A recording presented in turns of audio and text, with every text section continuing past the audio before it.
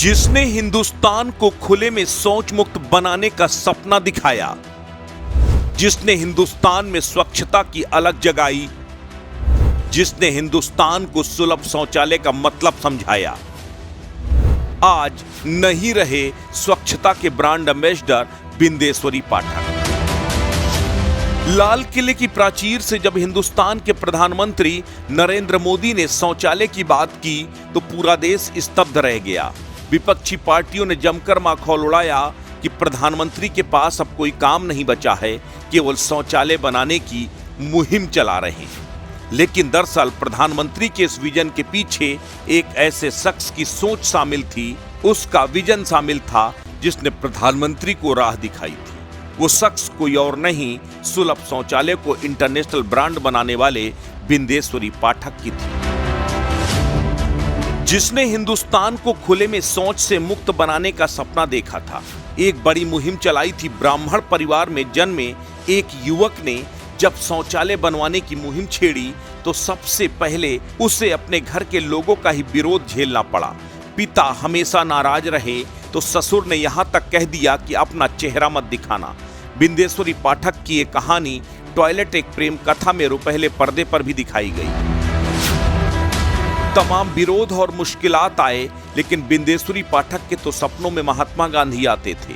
वो महात्मा गांधी को अपना रोल मॉडल मानते थे, इसीलिए उन्होंने अपने दृढ़ निश्चय से सस्ती शौचालय की तकनीक विकसित की और सुलभ शौचालय को अंतर्राष्ट्रीय ब्रांड बना दिया।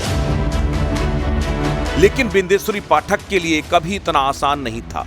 1943 में बिहार के वैशाली जिले के ब्राह्मण परिवार में जन्मे बिंदेश्वरी पाठक को अपने घर से ही शौचालय की प्रेरणा मिली। बिंदेश्वरी पाठक का घर बहुत बड़ा था, उसमें 10 कमरे थे, पूरा संयुक्त परिवार रहता था, लेकिन घर में एक भी शौचालय नहीं था। महिला और पुरुषों को शौच के लिए बाहर जाना पड़ता था। बिंदेश्वरी पाठक ने जब अपने घर की महिलाओं का वो हाल देखा तो उन्होंने प्रण कर लिया कि उन्हें शौचालय के क्षेत्र में काम करना है। इसके बाद महात्मा गांधी जन्म शताब्दी समारोह समिति से जुड़कर बिंदेश्वरी पाठक ने शौचालय की तकनीक को डेवलप करने का काम शुरू किया।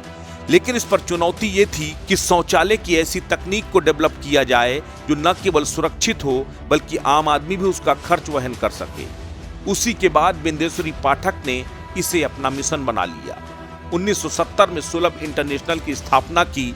इसमें 2 गड्ढे वाले फ्लश टॉयलेट विकसित किए गए और देखते ही देखते हिंदुस्तान ही नहीं बल्कि पूरी दुनिया में बिंदेश्वरी पाठक की पहचान मजबूत होती गई।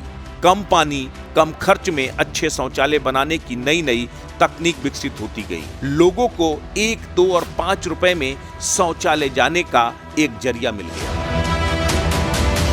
बिंदेश्वरी पाठक के इन्हीं नवीन प्रयोगों के लिए 1999 में उन्हें पद्म भूषण पुरस्कार से सम्मानित किया गया।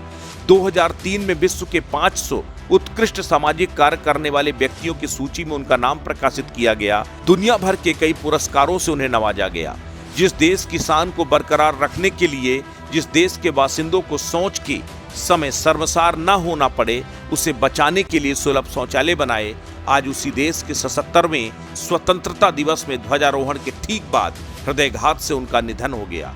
80 साल की उम्र में बिंदेश्वरी पाठक तो अब नहीं रहे, लेकिन उनका अमूल्य योगदान सदैव हिंदुस्तान याद रखेगा। अस्तित्व न्यूज यूपी के लिए ब्यूरो रिपोर्ट।